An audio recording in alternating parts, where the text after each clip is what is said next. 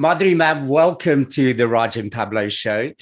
We've been Thank really you. excited, and Raj is not here today because he's in Scotland on from some family dues he had there. So he's really, really disappointed he couldn't join us. I did say do it over Zoom, but he's not technically that equipped. So he was like, I don't know how to, but give her my love. Oh, it's okay. Yeah, and I hope everything is okay. Please give him my regards. I will do. But firstly, a belated happy birthday to you, of course. Thank you so much. Thank you. Did you have a good birthday? Oh, yes, I did. I did. And I dropped my single Tu Hai Mera, which I wanted to do. And, so I'm very, very happy. So let's talk about that. I caught the video, of course. You know what struck me about the song is that it's kind of reaching out to a lot of your fans who basically, I mean, you got it in one sentiment. You do make a lot of people really happy, me included. When I watch when I watch you on screen, you're dancing. I mean, is that the kind of motivation behind Tu Hai Mera? Yes, absolutely. There's a time when the stars just receive love from all their fans, and it's like a one-way street because they keep loving you. They send letters to you. They write to you. They comment on you, and they're praising you and they love you. But very few times you can actually reciprocate. You can just say, "Oh, yeah, I love you too." But this is like a love letter from me to them, saying that how much I appreciate what they do for me and how much I love them. So I sensed that from watching the video and from the lyrics. But let me ask you, when you first started your career, did you ever picture how it was going to kind of build up in terms of, one, your fan base and the kind of the wealth of work that you have done and are still doing? Did you think that when you started? Well, when I started, I didn't even know whether I wanted to be in films. Like, I never dreamed I'm going to be an actress one day, or I used to love dancing. I was a classical dancer, and I thought I'd always keep on dancing as a hobby. But I never thought that it would be part of my profession and I would be acting. Though I did act through my school days, I used to be on stage more than I used to be in the classroom. But I never thought that I would take it up as a profession. And when it did happen, it was like, oh my God, this is what I want to do with my life. I found what I want to do with my life. And then, of course, it came to getting the right opportunities, which I was lucky enough to get all the right opportunities, getting work with very good directors, good films, good roles, considering that it was a very patriarchal kind of an atmosphere at that time. There was like a male-dominated, industry, but I did get very, very good roles as a woman, to portray my art and my craft. And I got good choreographers, I got good songs, I got good movies. And so I think I was fortunate that those opportunities kept coming and I took them. And I worked really hard, not only for, the movie or the scenes, but also when I worked on my songs, I knew that I wanted to do something that would leave a legacy or, do it for posterity, do the best that people at all times should look at it and say, hey, that was great. So when you're doing your songs, when you think about your songs, I mean, how involved, I mean, because obviously there's a choreographer, there was Saroj Khanji, and, you worked with some of the best choreographers.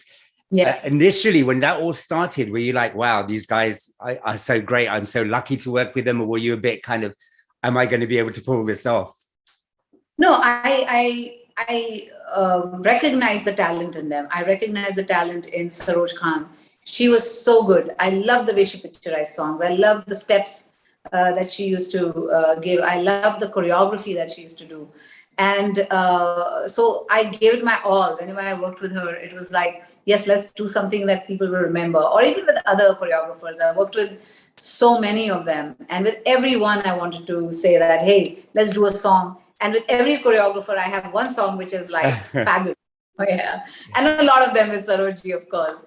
But with every choreographers, we have a song we are very, very proud of. So that was the whole thing. Even when I did Tu Hai Mera, the album and the song Tu Hai Mera, I wanted it to be something that is beautiful, is emotional for my fans, something that I would proudly put out there and say that, hey, this is the song I've done and this is for you. Just make the fans happy and, basically return their love. And you know what, Tu Hai Mera, I will do it because the first time I watched it, I instantly thought this was you giving back to the fans completely and utterly. And you get you even in the video, you've got your classic Madhuri Dixit moves. I don't know actually what they are, but when you do them, they are just your moves. I cannot picture anybody else doing them. Thank you. And I think your fans will love that. Now, talking about your fans, so we've talked about the choreographers, we've talked about the movies. When did you realize that, wow, okay, you know what, the audience, the public, I have engaged with them for your journey to lead up to Tu Hai Mera, where you wanted to give back. So when did you know that you had so much love that now you want to give back? Well, I have a career spanning more than 35 years. And my first big hit film was Tezab. And I think the love affair with my audience began there in earnest. And then it just went on and on and on. And that's what I say in my song. It just goes on and on. And they love me unconditionally. And, even through my failures, my successes, they were all there, always there, rooting for me, praising me, loving me, and supporting me always. And so I just knew that if I was doing this album, then that one song has to be for them and has to be something that's related to them because it's part of being who I am. I always say that we are made stars because of our audience, because of our fans. And they're the ones who give you that energy, to become something more than you'd ever thought you'd become. So, well, you're going to make your fans very happy with this song because it really is kind of all encompassing. And now you have, I can't finish before asking you about this because now you have a new set of fans with the Fame game on OTT channels. I have watched it 4 or 5 times. Not only is it about, literally, it addresses so many different stories, like from sexuality to being a star to money to your relationships, making a professional career work. And it took me a long time to get, not only me, all my friends, everyone is completely jealous of me, by the way, that I'm talking to you today. But they are like, is there going to be a Fame game 2? They want another one. Everybody loves it. Yes, I think there's going to be. Oh, good. Well, we're going to be very, very happy about that. But congratulations on that. It's absolutely amazing. Now, there is one thing that I completely practiced for you. So, and I always wondered how you do this in classical dance. So for a few days, when I knew I was going to speak to you, I wanted to look at my eyebrows really carefully. So, when you kind of do classical dance, you lift one eyebrow after another. Yes. It's very difficult. So tell me how I'm doing. Okay, 1, 2, hopefully I'll get it done. Not bad. That's good. Was that good? It took me like 3 days to learn how to do that. Is there a trick to it?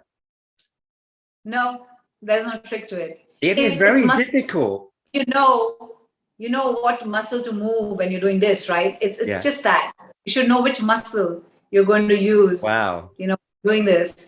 So it's just figuring out. Like when we were little, we didn't know how to do this. So our teachers used to make us hold one eyebrow and just do one and then hold this one and just keep practicing till it hits you. Oh, it's this muscle that when I move this muscle, it's going to happen.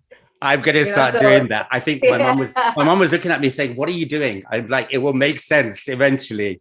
But man, can I say it's been a pleasure talking to you. Best of luck with the single and with Fame Game 2. We're looking forward to it. Thank you. And I just want to say to my audience that please do listen to Tu Hai Mera. It's the song for you. And lots of love to everyone and lots of love from me. Ruckus Avenue Radio.